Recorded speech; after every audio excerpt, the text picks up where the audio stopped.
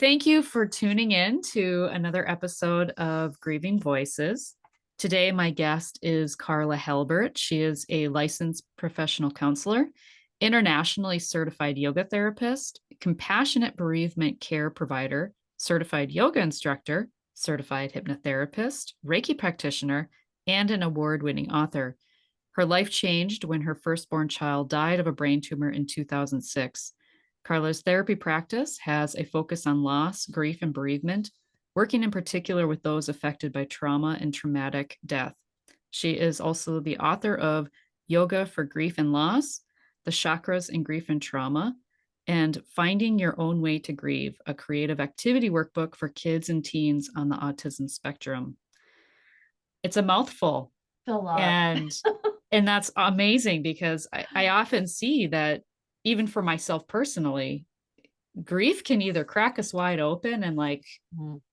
have us go down all these different paths that we never imagined, or it can really take us down in our lives and devastate every aspect of our lives. And we never meet our potential. We never see our potential, and we don't take chances on ourselves and go after these things that are not only healing for us in the process, but also bring healing to other people. And that's exactly what you've done through your grief and experience. And so I do have some questions, some lists of questions, but I want you to start with how, because often, like, even for myself with certifications and things, like, what came first? And I Mhm. know that you were a therapist for many years before your son passed, but can you describe how things shifted for you with that experience and share about your son too, please?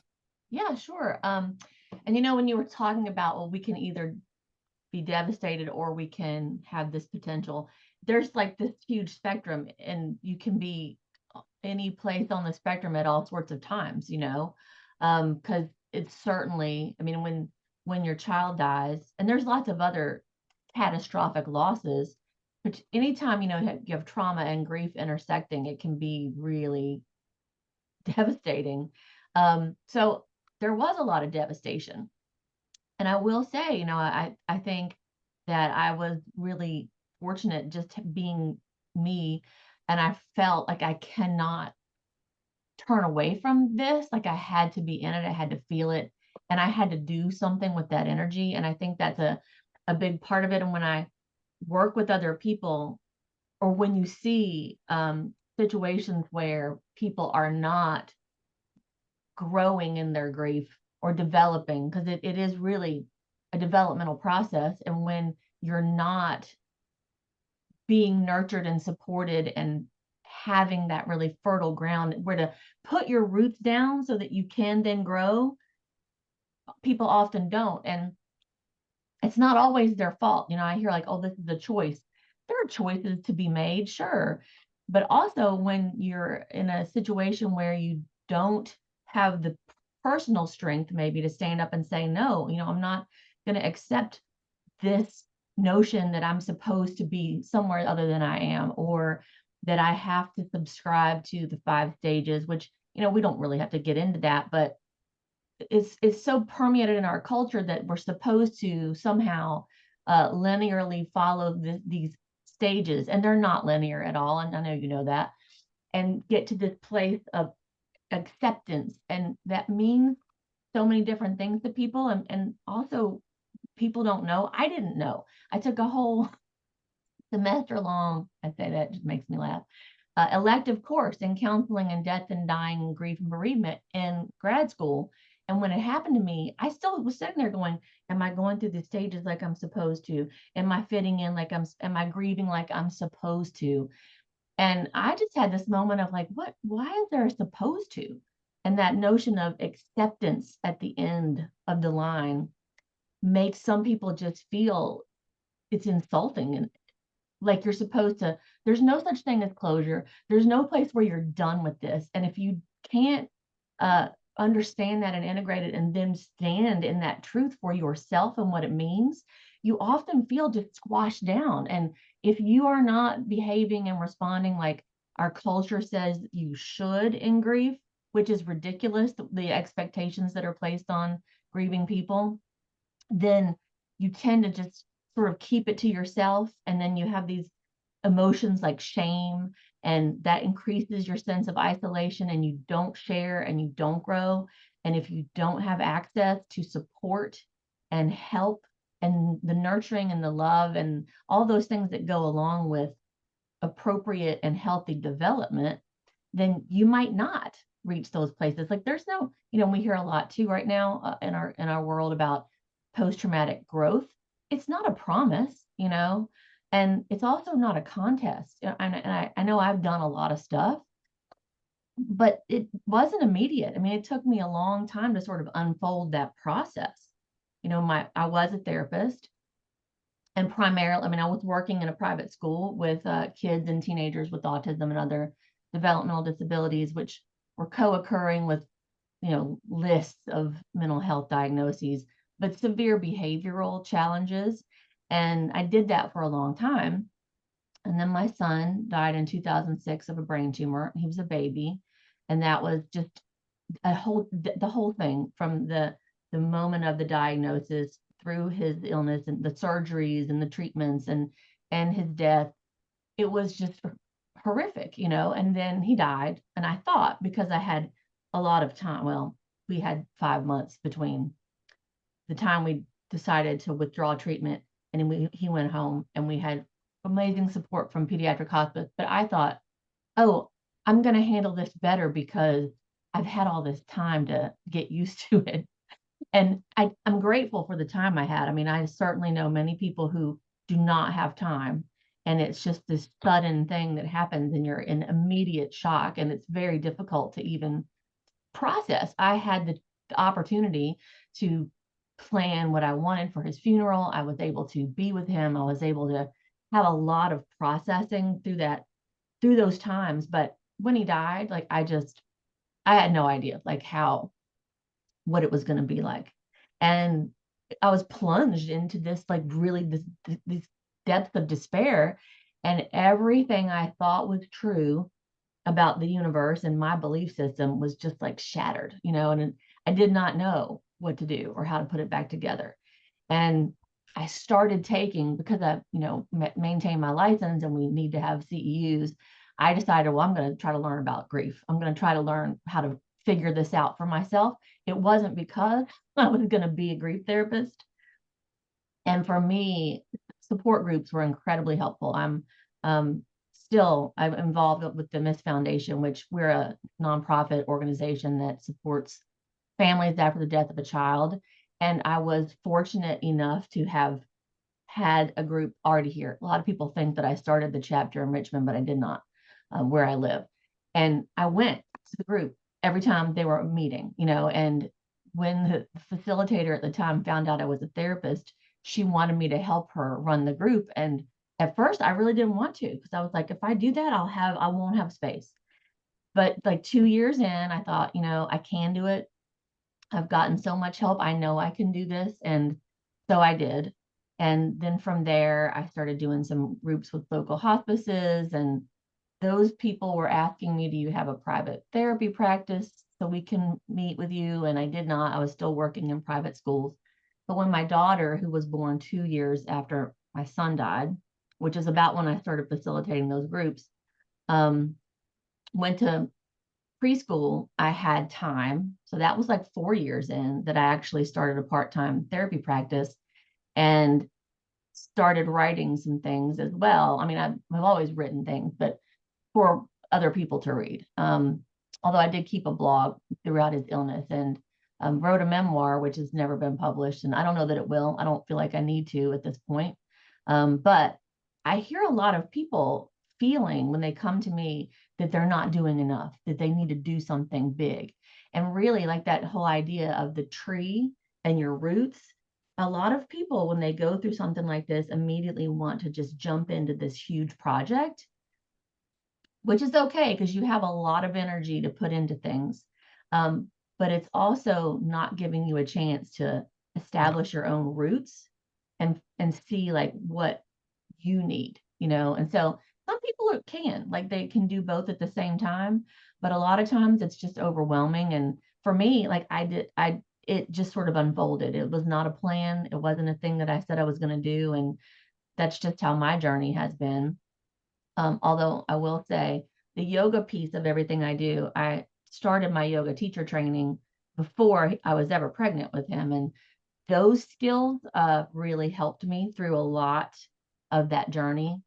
Although when he died, they felt useless, you know. So I had to sort of integrate that and figure out like, well, when I wrote the Yoga for Grief and Loss book, it really came from me spending a lot of time and looking back and seeing how all the skills that I had learned really were supporting me through all of that. And I just didn't realize it. Like yoga is, and a lot of people think that it's the postures, and it's so much more than that. Which is what the book is really about. It's takes the branches of yoga. Each chapter is about a different branch of yoga, and talks about how the tools within each of those branches are really incredibly helpful in grief. And the yoga postures are like this much of it. They're only part of two of the different branches of yoga. And the rest of it is philosophy, it's spiritual practice, it's meditation, it's self-inquiry and awareness. It's a lot of different things that I realized later really were carrying me through. So I'm not sure I answered your question, but for me, that whole journey of becoming, and I'm still doing it, you know, it's still unfolding, was a slow thing. It was not a planned thing. It's just kind of how I ended up getting to know my own grief better. And for me, the motivation, because that's when we talk about finding meaning or creating meaning, that's such a personal thing. And it's something you have to explore on your own. For me, the overall motivation is, yes, to help people, but you know, I was already doing that. It's really, to me, creating a life and living a life that my son would be proud of, and sort of doing things in his honor, even though I don't even really like talk about it so much, but it is the motivation behind what I'm doing. What is his name? His name, everybody mostly knows him as Theo, but his name is Thelonious Luther, Helbert. Oh, that's beautiful. It's a big mouthful, but Thelonious Monk, my husband is a huge fan of Thelonious Monk. And the whole time I was pregnant, I really thought, well, not the whole time, until I got the 20-week ultrasound, I really was sure that he was a girl. And so I had only thought of girl names. And I was like, when I found out he was a boy, first of all, it's weird finding out you have a penis inside you like 24 hours. I was like, oh my God, I really have to adjust my thinking around this. Is weird. And I didn't know what to call him. And we were looking at an album cover, and I thought, that's a cool name. I was like, what about Thelonious? And my husband was thrilled with that. And my dad's name is Luther, and his father's name is Luther. So that was his middle name. Mm-hmm. Oh, it's beautiful. But everybody mostly calls him Theo. And you had shared that he would be 18 now. He would be 18 now. When was his, or when will his 18th birthday be, or when was it? Well, it passed. So this coming Okay. year, his birthday's on May 26th, 2024, it will be 19 years. And he died 9 months old. He wasn't a year old. He didn't live to see his first birthday. So the death date, when we get there in February, will be 18 years that he's been dead, but then 19 years of his birthday the following May. So Do you it's want to hear something cookie? crazy for me to think about that sometimes. Of just tell me. So my son, his name is Xavier John, Mm. and his due date was May 26th, 2005, but he was born May 24th. Oh, wow. So we were pregnant at the exact same time Oh, my and goodness. gave birth around the exact same time. Wow. That's amazing. Yeah, that's never happened before in an interview. So Huh. Wow. I know of. So, Well, thank you so much for sharing that with me. and thank you for sharing, because I have my 18-year-old. Mm. And so that makes me, and there was a period of time, maybe 2 years ago, that he had a terrible accident and we didn't know what his future was. We didn't, I mean, it was a very traumatic accident. But he's here. And So my heart goes out to you. And yeah. So Thank how has you didn't mention it, but the Reiki, how has that served you in learning? Because I know how beneficial that has been for me just to you. learn about energy itself and the Yeah. energy of emotion. Can you Yeah. share it Oh, with yes, us? for sure. And emotions are energy. Hmm. Absolutely. Well, everything is energy. Hmm. But it's interesting because I'm trying to think of when it was, sometime in the like late 90s. A group of my friends all went to go get Reiki trained, and it's totally a thing that I would be down with. I mean, I am, but they asked me to go, and I didn't do it. And I don't know, really can't remember why I said no. Because it sounds like a thing I would be like, oh yeah, I want to do that with y'all. But I didn't, and I was the only one out of this group of friends that I hung out with a lot that didn't do the Reiki training at the time. And they were all coming and Reikiing me afterwards, and I was like, oh, cool. And I just like let it go. And I really think it's because I was going to need it a lot more later. But so in 2013, I guess, I went, another thing that I have been really interested in for many years is essential oils and aromatherapy. I'm not a certified aromatherapist, but I've been working with them for a long, since 1990. And a friend of mine said, "Oh, there's this weekend workshop about aromatherapy for therapists. Do you want to go?" And I thought, well, okay. And so for me, a lot of things after he died, just I've always been a very spiritual person. I always call myself spiritually promiscuous. Lots of different I love that. sort of like avenues and studying different religions and paths, and super interested in so many ways. Like I really believe that the yoga that I'm trained in, which is integral yoga, our motto is truth is one and paths are many. And I absolutely believe that. So I've learned a lot about a lot of different things over many years. But when he died, it was like none of that meant anything. It was just that loss of my spiritual self. It still makes me cry. I was just like, well, who am I now? Just, and the only thing that really helped me then was and I'm again fortunate in this because I've worked with lots of people who say that they hear all these things about signs and connection and communications, and they don't have it, and they can't feel their children or their other loved ones. But I knew he was around. I knew he was there. I couldn't believe in anything else. It was all gone, but I could believe in that, and I could talk to him. And so Theo means God. So to me, I was like, okay, well, if he's around and I feel that, then somewhere there must still be this divine presence. I just don't know where it is. It was truly this dark night of the soul space of feeling disconnected, totally separate from that source. It was awful. I stopped doing yoga, the asanas. I did chant. That was one of the things that got me through, chanting and just being, taking a lot of baths, a lot. But so many things that were who I was just were gone. And I had hundreds of dollars in essential oils, just hundreds and hundreds, just sitting on a shelf doing nothing with them. Because for me, that was also part of my spiritual practice, like using them in a spiritual way and in ritual, and as mixing them together and potions really, but like ways that for me like really carried the energies of the plants. And I just didn't want anything to do with it. I would put lavender on a cotton ball and vacuum. That was about it. But I said, well, okay, I'll go to this thing with you. And it was like a turning point for me. It was really, really what I needed in that moment. And the two women who were putting it together, the aromatherapist is named Katie Bugs. And I love her. And she and I became really close over the years.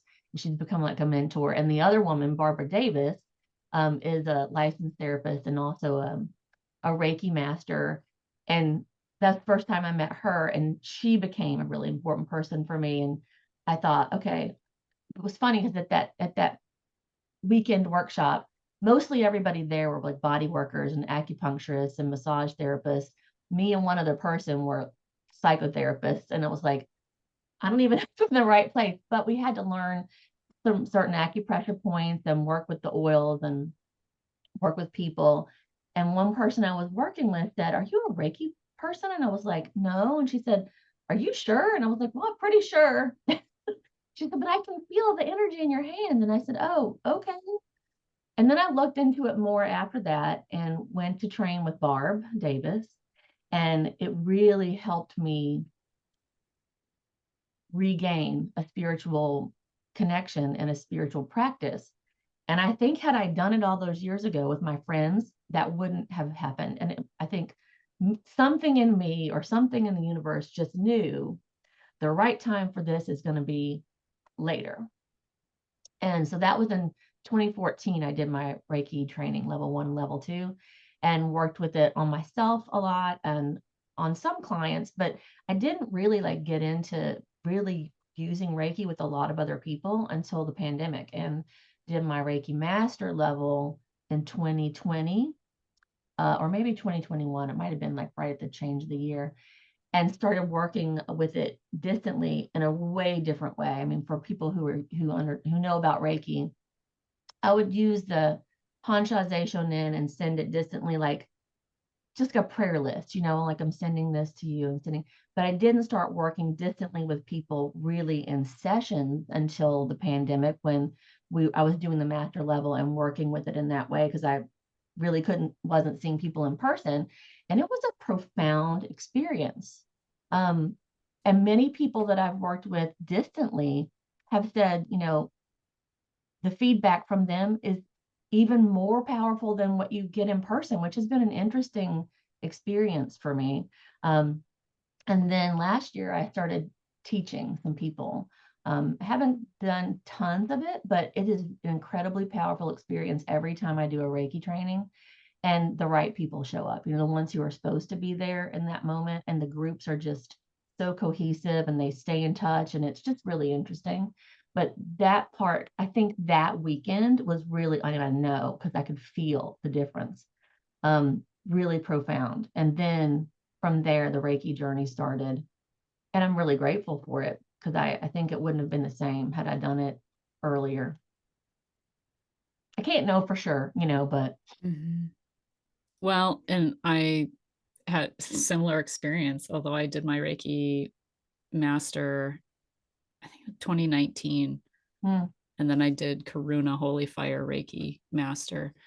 Um, that's the highest I can go. But and then I found biofield tuning, which uses tuning forks, so I got certified in that. And so oh, yeah, what I've heard you saying up to all this point is that it's like when the student is ready, the teacher appears, right. and it's being open to receiving what it is that is there for you to learn about yourself, about healing, about whatever it is that is piquing your curiosity. And where I think people come into our lives too just to nudge us. Mm, It's like they're brought into our lives to nudge us, and then we might not ever see them again or speak to them again. I've had so many instances of that, one-off conversations that just like change the trajectory of my mm, life sometimes. wow. I published a book because of one-off conversation with someone.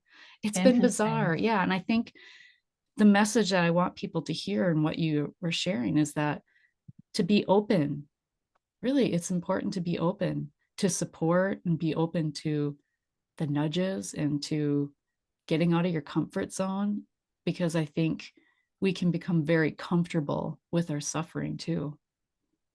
Oh, yeah, I think you're right. That's true. And then it's scared what is it that the devil, it's easier to stay somewhere than to face the fear of something that's different. And it is scary. And, I think I'll say often to people in grief, um, we often feel like we don't want to move. We don't want to literally go out. We don't want to do anything. And I'll say, go when people ask you to do something, drive your own car so you can leave, but try, and just yesterday I was talking to a friend of mine, and we're planning a webinar, and we're talking about just like basic tips. And I said, when somebody that you love and trust says to you, let's go take a walk, or maybe you should take a shower. Just listen to do it. Just do it. You just never know how one little thing might really shift how you're feeling in a moment.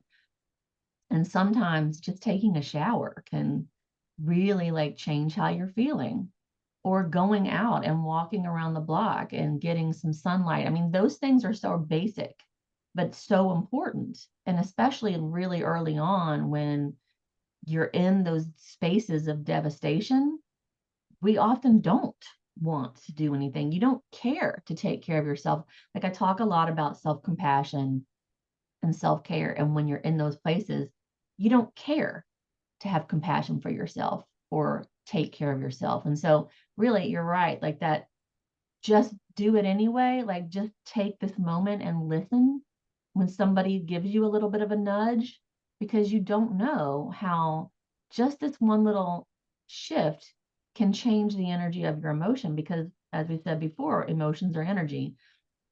And I've shared many times that word emotion comes from the Latin verb immovere, which means to move. Emotions are supposed to move. We're not supposed to just like hold them tight and just, but I know because when you're in pain, like physical pain, you just don't want to move. But everybody knows if you don't move that arm that's hurt, it's going to freeze up. You have to take those little steps to allow, on an emotional level, also the pain to move. It doesn't mean you're going to be fixed or cured or you're not going to grieve. The grief stays with us forever. I mean, if I talk to you about it, it's right there. It doesn't go away. I just now am strong enough to carry it. That building your emotional muscle and all of those things are energetically motivated, but it includes the physical aspects too of taking a shower, going for the walk, taking the chances and having lunch with a friend. And it's scary because you don't know from 1 minute to the next, sometimes seconds, what's going to just bring you to your knees any moment. A song, a look, a kid that looks like your kid, or you never know. And they're everywhere, these dangers. And if you don't make the effort to become strong enough to handle them when they show up, you never leave that safe, safe circle. It's how your world gets smaller and smaller. And I don't think that's a good way to live. I mean, I can't, I've had conversations where people say, well, who are you to say? I can, it's my business if I want to keep my world that small. You're right. That's true. You can't ever make anybody do anything. But I don't want to live in a little tiny box. So in order to be able to expand, you have to, as you say, keep being curious. If you're curious about something, go find out. Like curiosity is a very healthy place to be always. And that's the hardest thing I think when being like on the therapeutic side of it, or when you're assisting others in grief. And for a long time I just felt this, like I just wanted to like help everybody, right? And you can only help those that really are ready to help themselves, who are ready to be open, right, to the support. And that was the hardest part for me when I first started my work of working with grievers too, is, um, you know, knowing, being on the other side of it, right? Like you just want to bring everybody with you. Like there is hope, there is support, there is a path forward, there is joy and happiness waiting for you.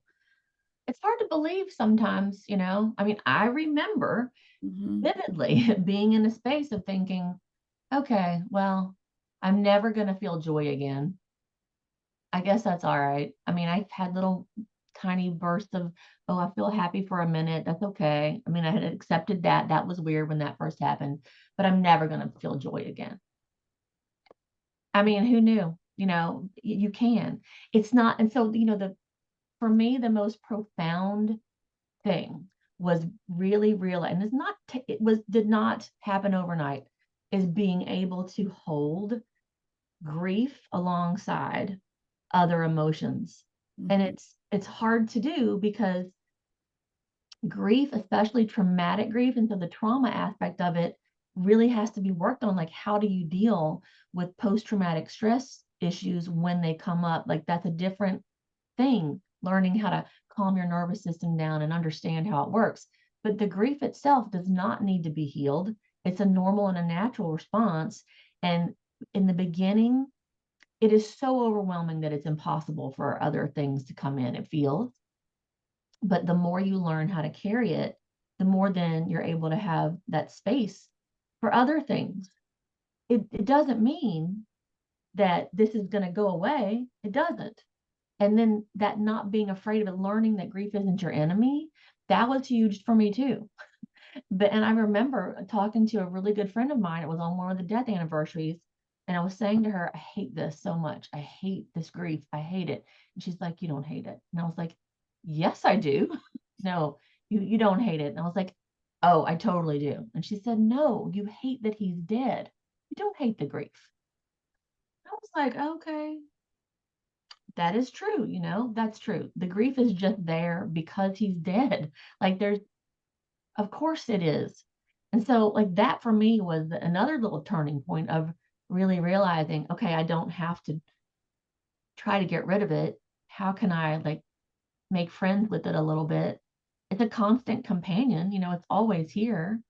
Even the metaphor of sort of like this thing being huge and you can't see around it at all, and or you're just blinded by it, and then eventually, it moves out here and you can see around it or under it, and then it's here and it's always right there.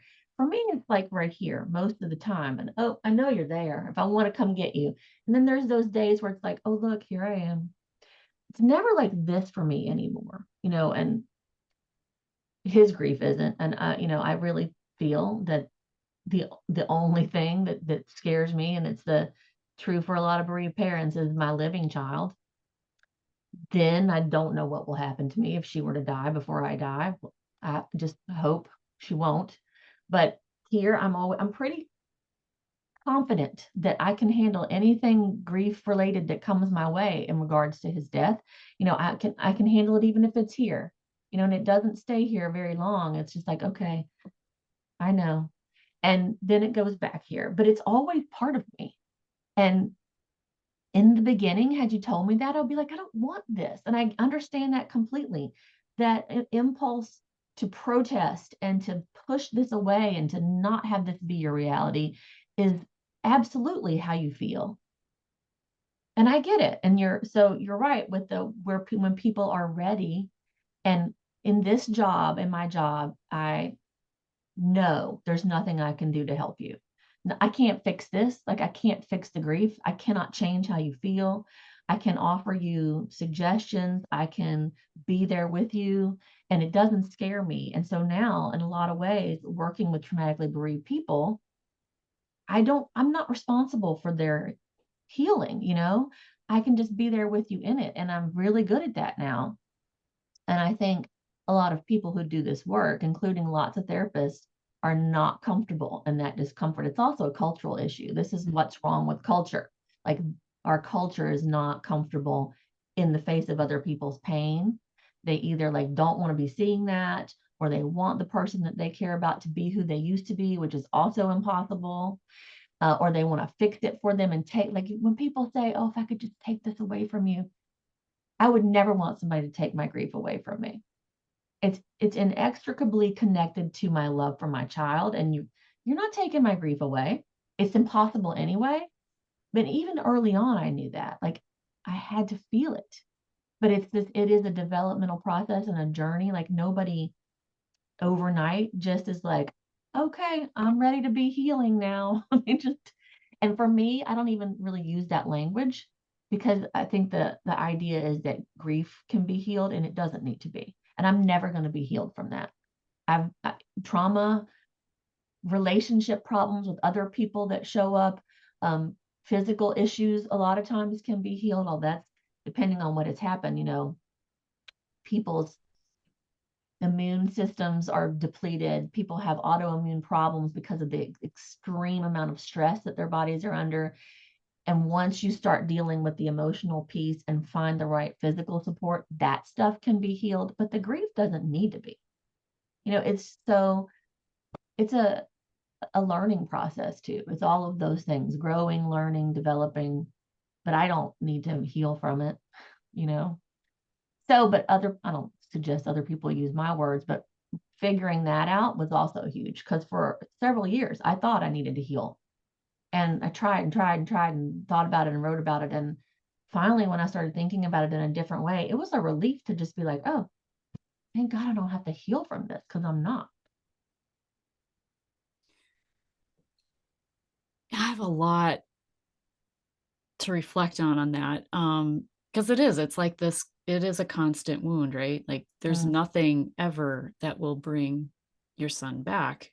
And right, or any loss that anyone experiences or any traumatic experience that someone has, there's nothing, we can't go back in time, we can't change it. right. And so it is this ever-present wound. But like in grief recovery, what the language, and I use healing but more towards like energy work. But Hmm. when it comes to grief, it's more of a sense of recovery, and almost like, like the 12-step programs of alcohol or substance abuse disorders and things like that. But for me personally, it was recovering from the pain. Mm, It was, and that's what I feel like grief recovery addresses, is the pain, so that when you have those moments that show up in your life that remind you, you're not pulled back to the pain. mm. Your relationship changes because your relationship continues with your son, your relationship continues with whomever passed. Absolutely. Yeah. And so And should. it's yes, so grief recovery, what it did for me and what I see it doing for clients is it helps them change the relationship moving forward. Because I Mm, think there's a lot of, it's the loss of hopes, dreams, and expectations, and anything that you wish would have been different, better, or more. And I think that's the story on repeat in a lot of people's minds and hearts, and mm. that's really difficult to let go of. Oh, totally. Yeah. And that's for me and a lot of other bereaved parents. And in a lot of ways for, anybody who's lost a loved one, but that those ideas of like what would have been, who Mhm. he would be now. Like I was not expecting, for example, back to school stuff was hard for a lot of years. But I didn't even really think about it. All the kids going off to college this last summer. And I was like, oh my God. Like it was, it's interesting. I just I was like, wow. And a lot of the things I was reading from a lot of mothers being devastated and grieving, and I just thought, oh gosh, I'm not gonna, I can't, I couldn't say anything. I didn't comment on anything. I didn't, because I just thought, okay. It was very hard to read. And I don't know if what would he be doing? Would he take a gap year? I don't know. Would he be going to college at all? What would he be doing? I don't know. All the things you don't know, that's all still there, but for me, yeah, like, language is so important, how we talk about things and what we think about words. I mean, I'm a big word nerd. So, I mean, to me, I'm always like, let's look up the etymology of this thing and see where it comes from. But that's why healing and the thought around that. But it really is how because the way you're talking about grief recovery, like resonates with me. I don't like that word because I think in a lot of places people assume it means you get to go back to who you were before, and you don't. And I know you know that. Mm-hmm. And so it's hard to our language is so limited too, and how we can really express. It's hard to talk about. I write a lot about grief. I mean, I have written a lot about grief, and there's still no words that really can describe your actual experience in it. Can I read something that you shared with me in your application here? Oh, of course. Because I feel like a lot of people listening who have lost a child will resonate with this. Um, so I asked, what would you like to scream to the world? And you had said that Others who did not know this pain you wanted them to fully feel the catastrophic immensity of not just my pain, but the totality of living with such traumatic loss and the ongoing experience of what it is truly like to live without the person you love and cherish most. I wish they could experience it so they would know, and if only for a few minutes, what I was going through. Mm. And I imagine that is a feeling that you've kept all these years, you know, even when you're reading those messages of the moms when their children were going off to college and things. I imagine it really touched me. That's why I wanted to bring it up. I didn't remember what I wrote in that. So, but that's true. Because, people will say, and it is, I do concur. I would not wish the death of a child on anybody. I don't really have any enemies, but if I did, I wouldn't wish it on my worst enemy, people say. But I do wish that for just an instant, people could really feel it.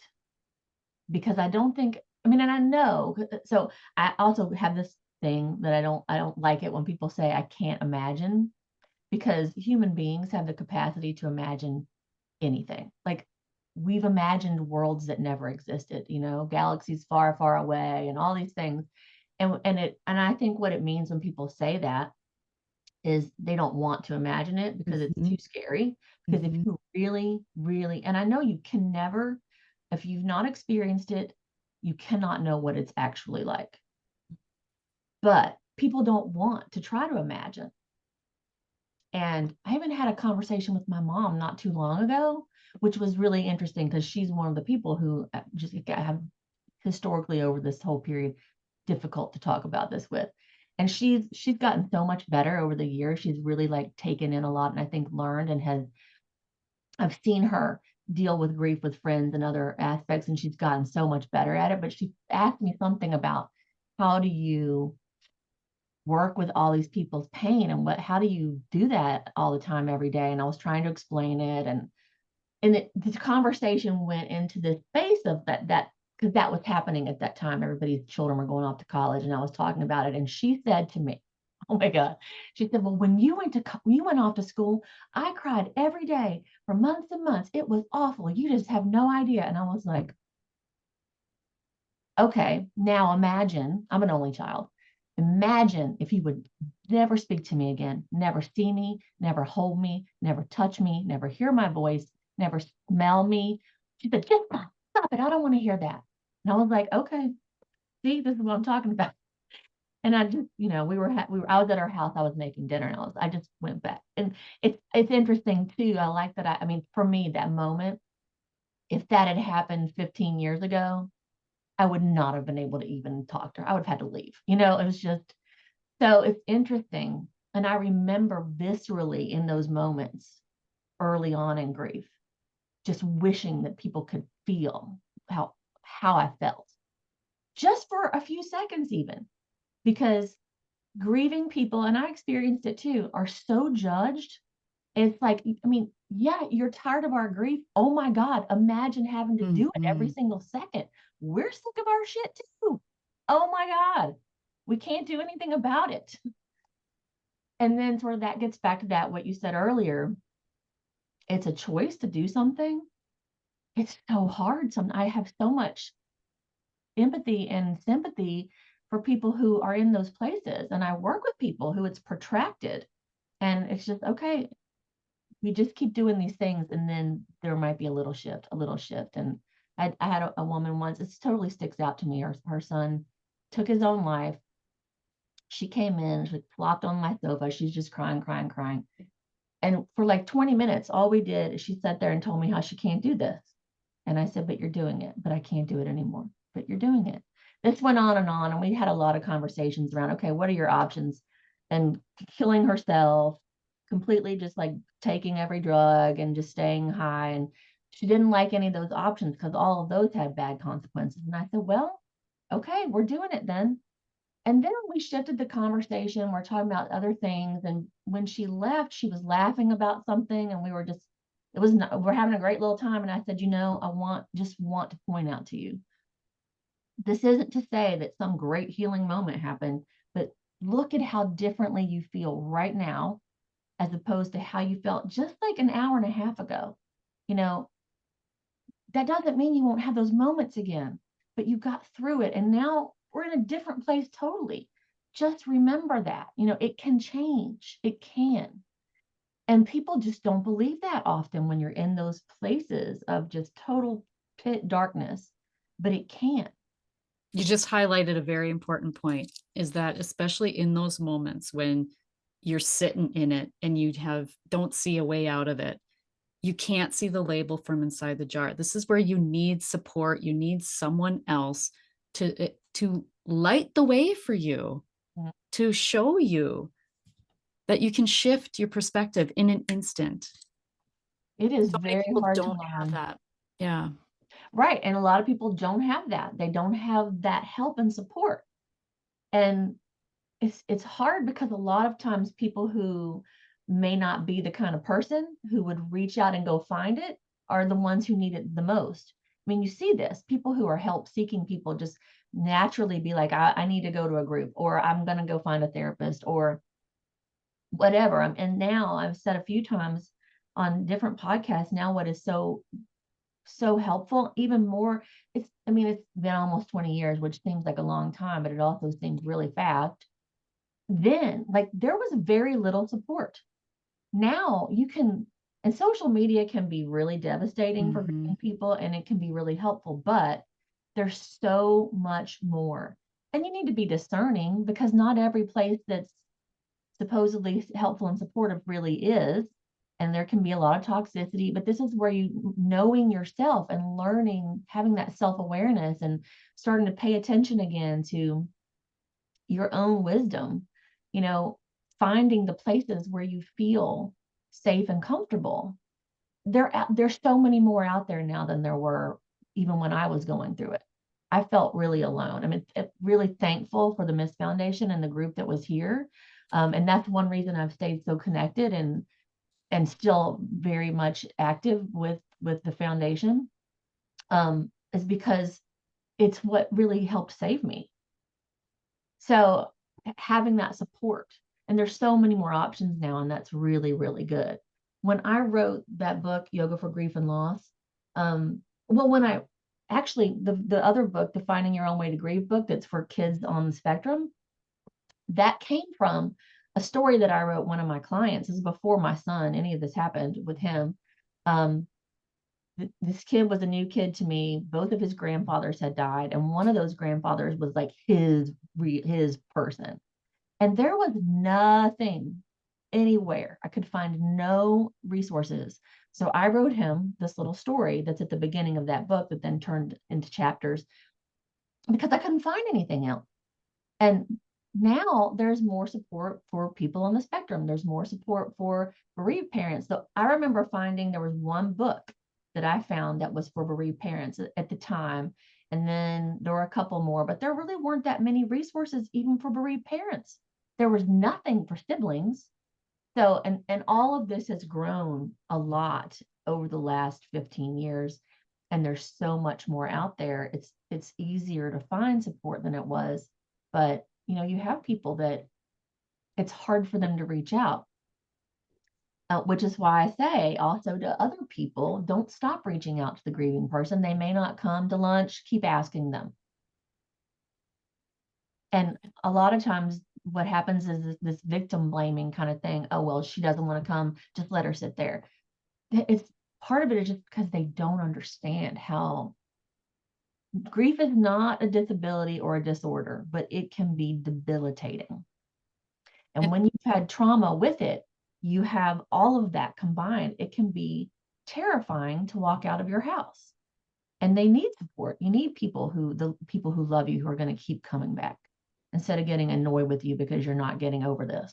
Are you still sad about this? It's been 6 months or less. I mean, it's just like amazing. So for me, if people could have felt it just for an instant, maybe they would have more their lips understanding. and zip their lips, right? It's But it's like, impossible. I get that it's yep. impossible.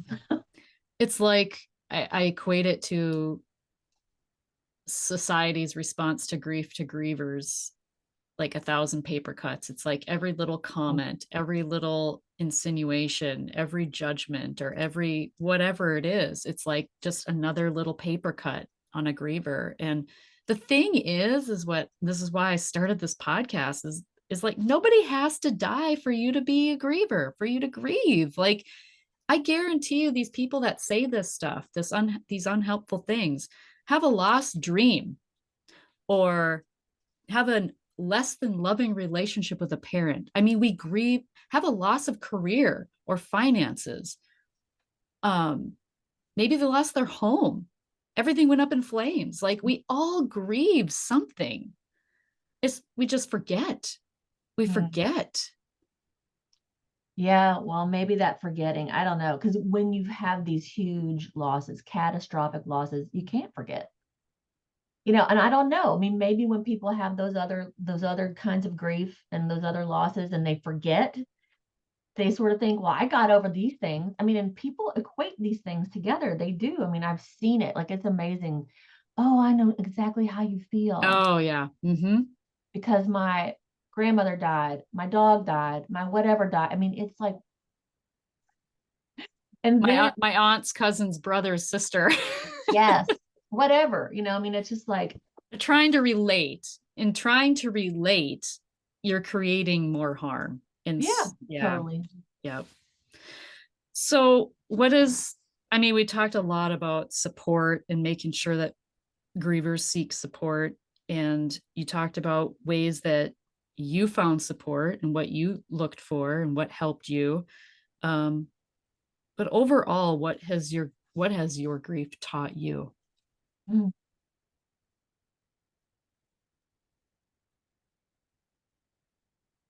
I don't think you asked me this ahead of time. It was on the form and you selected Okay. it. Oh, well, okay. Okay, well, today, I think, well, the thing that came to my mind, the first thing is that I'm not special. Like so in the beginning, when this first happened, one of the things, right, that was like universe shattering is this idea somehow that I was protected and special, even if I didn't really say that to myself. And I think like a lot of people walk around with this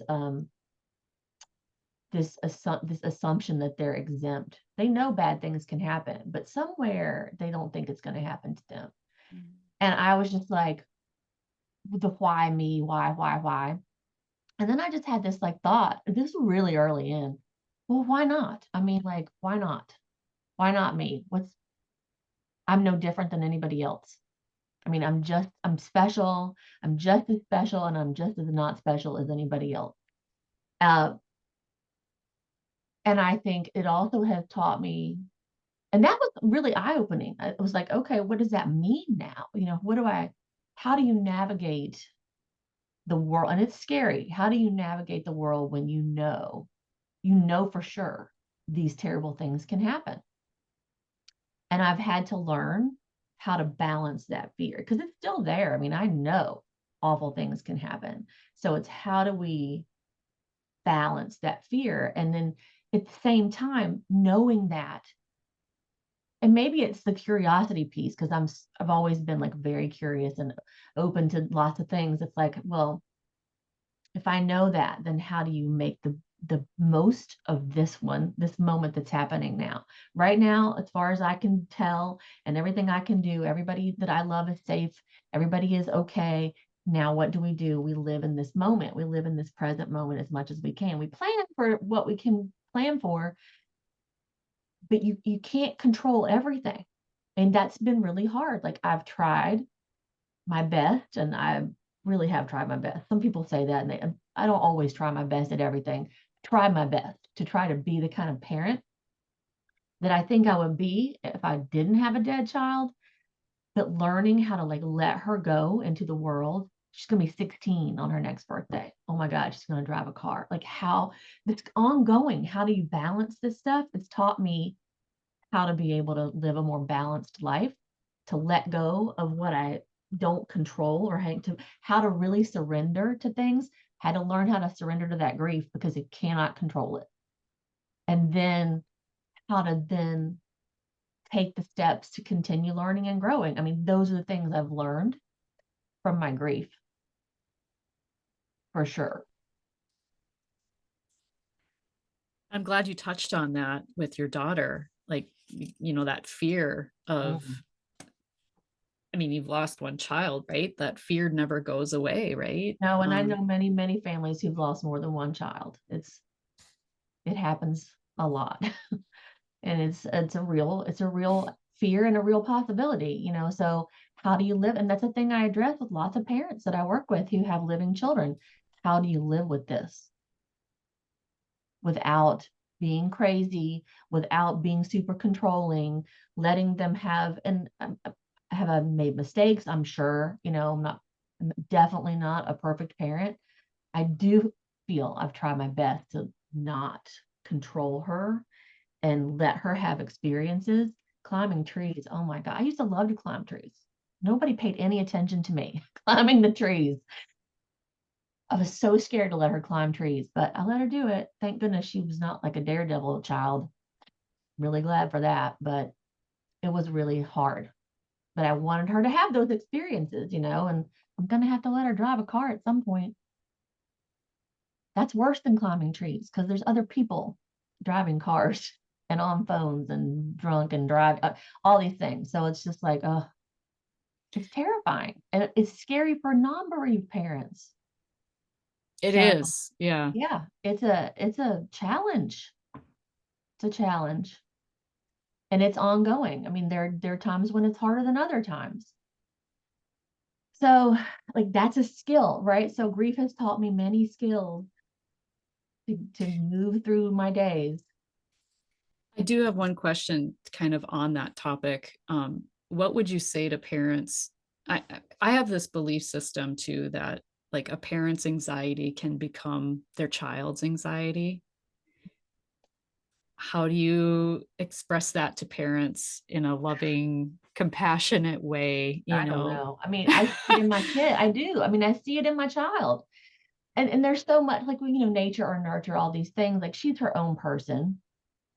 She has a lot of anxieties that I never had. Really, we're very different people. I mean, It's a very different time too. I mean, yes, yes. yeah. There's so many things. Like I would never want to be a teenager right now.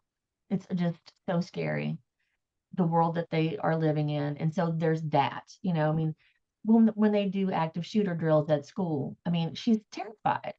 But there was one day, this was a middle school, and that happened, and then she had a nightmare that night that there was a shooter in her school, and she didn't want to go to school the next day because she thought that it was going to come true. And I said, I mean, we had a long talk about it, and I said, because I can't tell her it's not going to happen. I can't. I know people whose children have been killed in school shootings. I know them, and I can't tell her it's not going to happen. But I told her, I said, I understand that you're scared. I know. And she knows of the children that I know. I mean, she's aware. She knows what I do. She knows a lot of things. And I said, but it's like lots and lots of accidents happen in cars every day. And it's scary to drive a car. But what if I said we're never going to get in a car again because we might be in an accident? We would never go anywhere. We would have to be only where we could walk. And that, I said this to her, that would make our world a lot smaller. I know it's scary, but we have to figure out how to breathe through our fear, do the best we can to protect ourselves and take care of ourselves, but also live our lives. You have to live your life. You have to go to school. And it was so hard sending her to school. And every time this happens, it's like, I mean, I think of it all the time when she goes to school.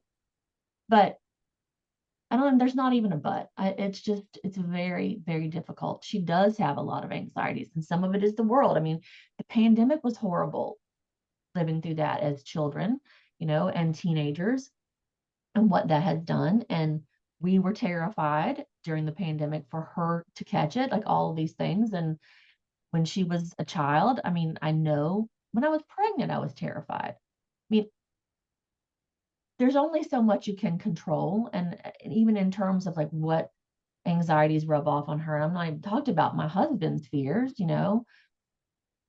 he's been through the same stuff I've been through, and he's a different person, and the way he deals with trauma is very different. She's living with two traumatized parents and grief-stricken parents. I mean, I even didn't even know if I thought I'm going to bring a child into this house that's filled with grief. Is that the right thing for me to do? And I did. And I do think too that she's a more empathetic person. She does not have hangups about grief at all. It is a normal part of her life. I also tried, I didn't want to push a relationship with her brother on her. Like, she never knew him. I let her come to her own sort of thoughts and feelings about it. I'm 100% sure, like, none of us, grievers or not, can avoid our own stuff coming off on our children. I just think being as self-aware as possible and as open as possible to your own feelings, like telling yourself the truth about stuff, is the number one important thing. Like, okay, how am I affecting her right now? I need to manage myself first before I can manage the whole oxygen, put your own oxygen mask on first. But I know that it's impacted her. It can't not have impacted her. I don't know how much of her anxieties are because of me or my husband or whatever stress hormone she absorbed in utero. I don't know. I can only do what I can do and try to be as aware as I can, as loving as I can, come back to her when I've made mistakes, and I've done that too. Um, she's a really good kid, and she's very smart. She's funny. She's creative. She's finding her own way. And I just do my best to do my best. I don't know. There's not a lot I can say to people because I get it. I understand that fear, and that learning to balance it is hard. And we don't always, I don't even know what success looks like in that, but Mm. trying to give your kids as much space to be themselves.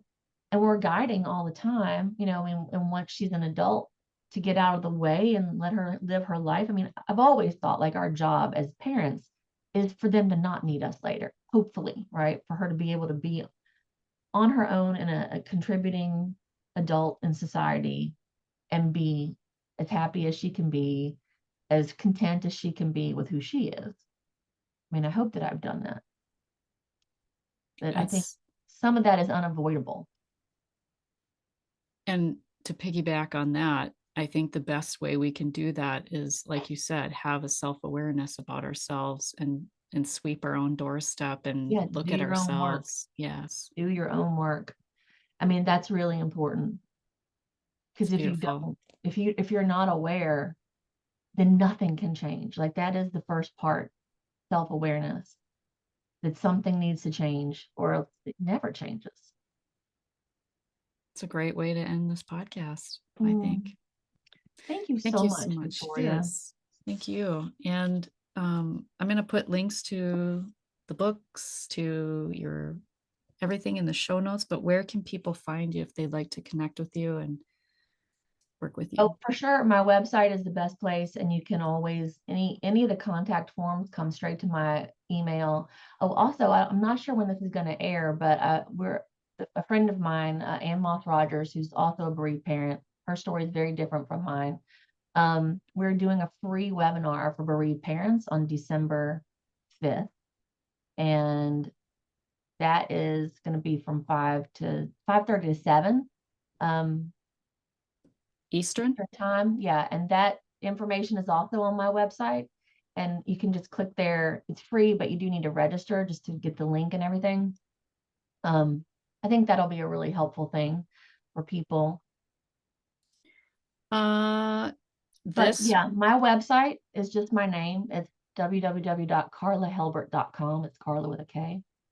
And all the stuff I do is on there. And any email that you send comes straight to me, and I will write back. I will put that information in the show notes. And I don't think that this will not air before December 5th, but I would love to share about your webinar in my Oh, please do. newsletter So if you could send Absolutely. me like a link or specific information where people can register Definitely. for that, I will include that in my newsletter. And then also on social, if you have a post or Oh, yeah. something, I would love Yeah, to. yeah, you can also find me on Instagram. I'm also on Facebook. Um, I don't do Twitter so much anymore. X. You don't Yeah, it's I'm really weird. not there anymore. So Instagram and Facebook are places to find me, and also my website. You can just email me, and I would love to hear from people about Reiki, about bereavement, about whatever. I mean, there's a lot of stuff that I do about yoga. So yeah, thank you so much for having me. It's been really, really great talking to you. It's been my pleasure. And thank Thank you you for so sharing much. your story. And You're remember, welcome. when you unleash your heart, you unleash your life. Much love. Mm.